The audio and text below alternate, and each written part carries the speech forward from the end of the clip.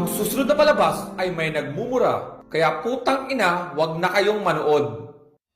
Hi, ako si Baby Bear. Wala akong pake, pero ako si Doray. At ako naman si Unggoy. So ano naman kabaklaan ang kailangan mo? Gusto ko sana makauwi na sa amin at makita ang aking nanay at ang aking kapatid. Maaari niyo ba akong ihatid, ha? Sure. Oo naman. Yay! Group hug!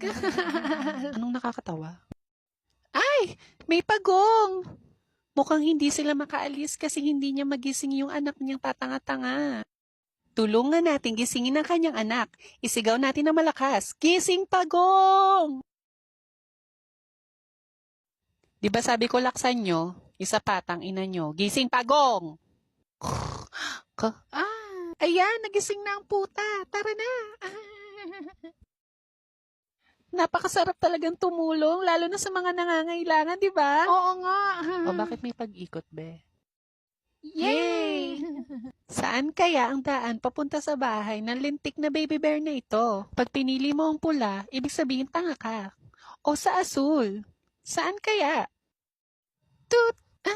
Tama! Sa asul! Tara na, ihatid na natin ang mukhang unggoy na bear na ito. Oo nga, mas mukha pa siyang unggoy kesa sa akin. Ganon. Tara na.